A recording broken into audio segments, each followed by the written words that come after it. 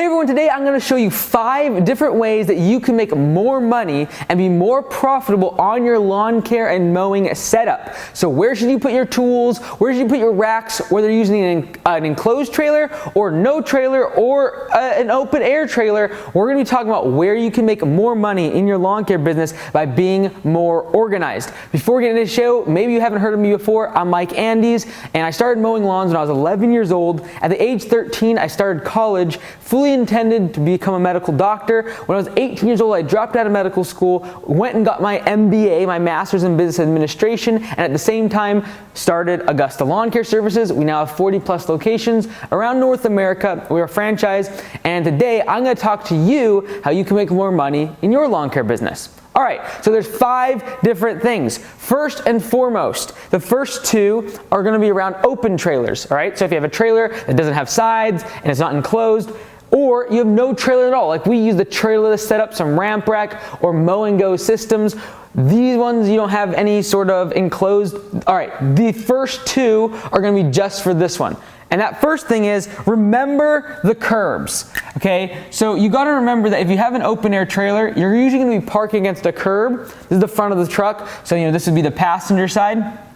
Maybe the wheel would go here then, blah. See, bad, I can't draw. But front of the truck is here, and whether you have an enclosed, a trailerless setup like we do, or you have a no trailer setup, at the end of the day, you're gonna have a curb right here.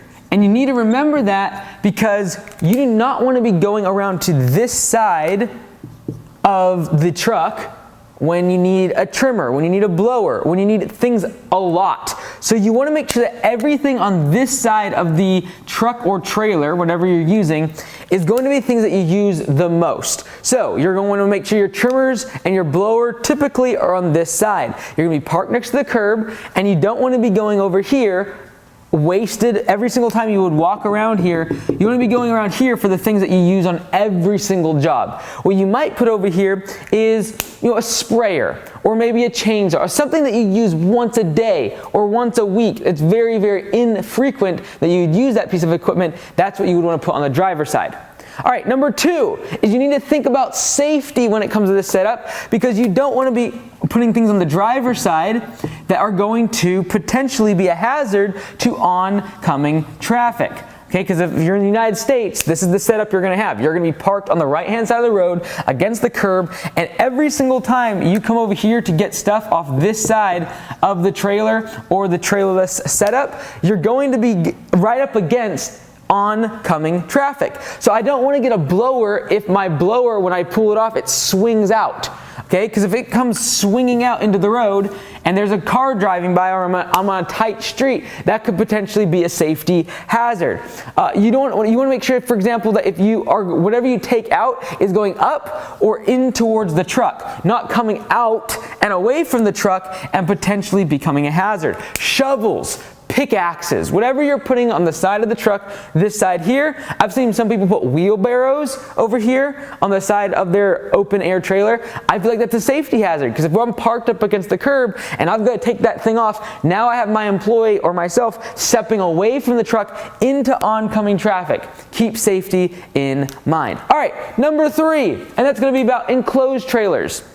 So on enclosed trailers, you really want to put things just inside the door. So typically, most enclosed trailers are going to have a door here that swings open, and then you're going to have your typical ramp that's going to be right here. Okay? Can't draw, okay? But you're going to have your ramp that goes in the back, and you're going to have the side door. Now, this is just my recommendation. Some people will differ on this, and that's totally fine. I kind of think of, in my mind, like splitting the trailer like this and having where this is like 2 separate entrances. Okay, so here I have an entrance and here I have an entrance. The reason for that is because I don't want to have to, if I have a big zero turn inside here and I have my trimmers here, for example, my blower and my gas cans, for example, I don't want to have to take out my mower just to get to the trimmers if they're up front here, for example. But that being said, I have 2 entrances. This is the great thing about enclosed trailers is look at this second door as a second entrance. So potentially I would put my trimmers here, but then I would have to step up into the trailer. This is the downside about enclosed trailers, is you'd have to go inside the trailer, whereas on an open air trailer, I can just grab from the side. I don't have to go into the trailer itself. And so, ideally, we can just grab the trimmer, but if I'm going to think about this as a second entrance, potentially I put the trimmer here, because what I don't want to do is put the trimmers here, but I can't actually access the trimmer without moving the mower, okay? So really think about it as two separate entrances. And another thing is, with the trimmer racks here, a lot of times, depending on the width of your trailer, you could potentially make this a hitting hazard. And I've seen this a lot of times when people get 52, 60-inch zero turns or bigger into an enclosed trailer, and then I get employees that are new, not as confident on the controls. They'll hit this end of the trimmer, and literally it pulls it right off the side of the trailer. It's many times not super sturdy. After someone hits it maybe 5-6 times, you're having to re-put that back on with new screws and the whole 9 yards. So when we had enclosed trailers, we actually like to keep our trimmer racks up here. And we like to think about, what do we use a lot of? I didn't like the fact that people had to step inside the enclosed trailers to get to the trimmers. I didn't like that. However, it was better than having to move the zero turn in order to access these, or hitting the trailer racks or the trimmer racks occasionally, and then having to re-put them back up on the wall. So another thing is, keep in mind, you have two different entrances or two different access points here. What can you put just inside that you're going to use a lot? So what I mean by that is, if I have a zero turn or a mower or whatever, and I'm able to put it's a little bit smaller, or I have a bigger trailer, this would be the best place to have the trimmer rack, because it's just inside the door, and I can quickly access it and potentially even just reach inside the trailer and pull it off. But same thing with the blower. I would like the blower to be here, or right inside this door. So this is where we have ours. We will put our blowers right inside this door. Okay? The reason is because I want to be able to open the door, and without having to jump inside the trailer, grab the blower, put it on my back, and roll. And also, what's cool is it's going to be 2 or 3 feet off the ground. It's closer to my back, easier for me to pop it onto my shoulders. And we actually put that one right on the ground. We put a little 2x4 wood just around it to keep it anchored, but we don't actually put it up on a rack, because if we put it on a rack, we'd have to get inside the trailer and open it up, whereas here, we're able to just open the door, quickly access it, put it on our back, and we're off and we're working. So you want to think about two things when it comes to enclosed trailers. You have two different access points.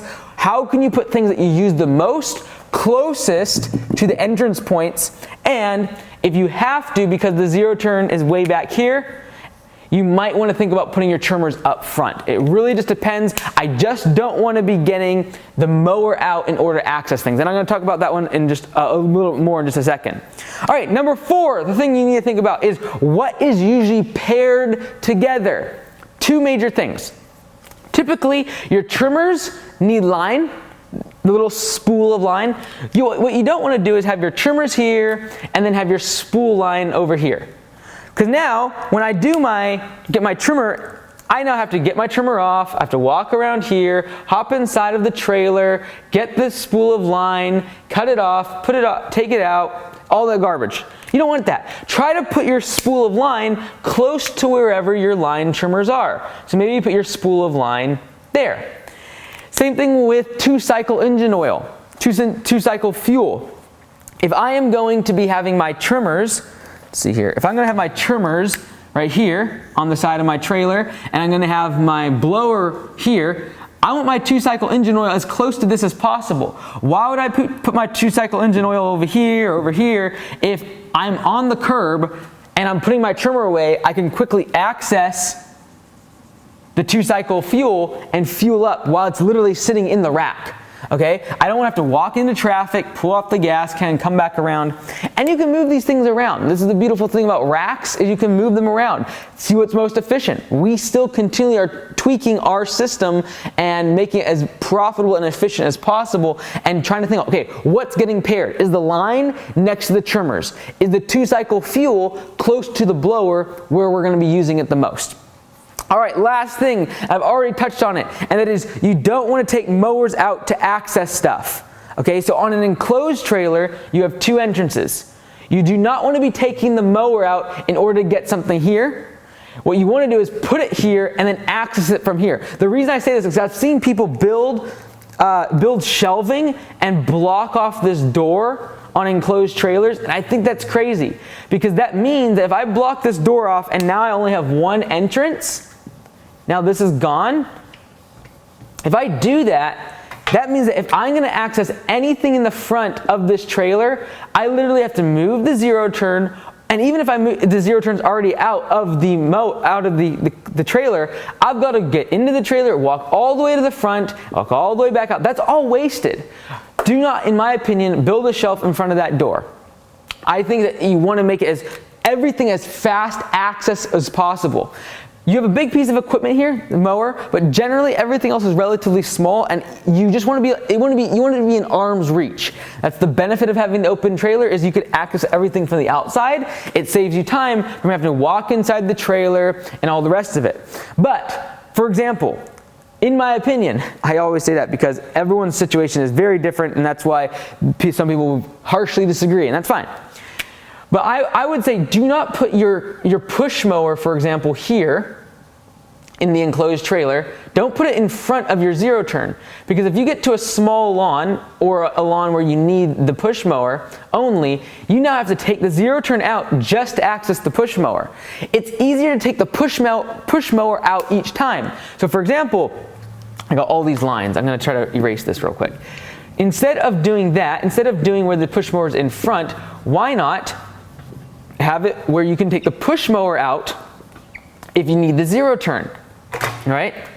It's going to come down to a lot of times, what do you use most often? But for example, I would much rather, erase this, I would much rather have where I have my big zero turn, and then I have either my push mower here behind it, or I can do it off to the side. We do it off to the side, and then we use 2x4s to keep it locked in place.